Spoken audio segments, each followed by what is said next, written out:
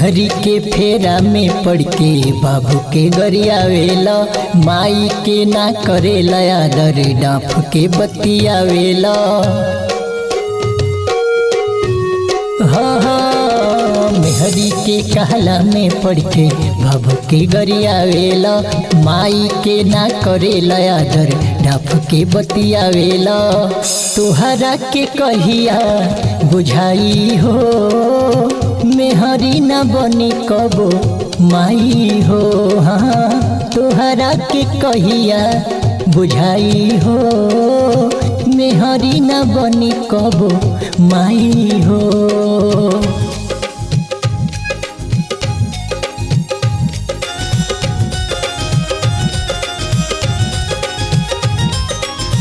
कान्हा चढ़ा के दुनिया देखौले, अपने न खैले तोह के खियौले।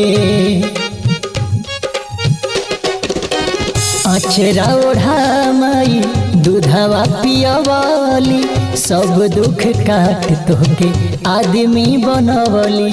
खोख जो देते रहला तू तो लागत रहली रोवे हो, पैसा ना रहे लगे तो बाबूजी कर्जा जो है हो। ए लोग के कर्जा ना भराई हो, मेहरी न बनी कबो माई हो।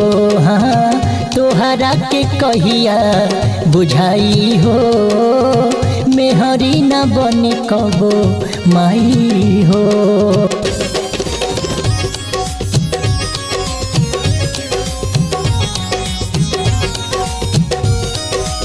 राम जी के माई बाबू बन भेज दिहाले, तबो न राम माई बाबू के तेजले। 14 बरस बने बस दुख सहले, पूछला पमाई बाबू देवता है बतवले। सोनू यादव गावे गीतिया सबसे आस लगाई हो, केहू अपनी माई बाबू के दिलवा जन दुखाई हो। मेहरी के कहबा कैसे माई हो, तोहरा के कहिया बुझाई हो। हाँ मेहरी न बनी कबो माई हो, तोहरा के कहिया बुझाई हो।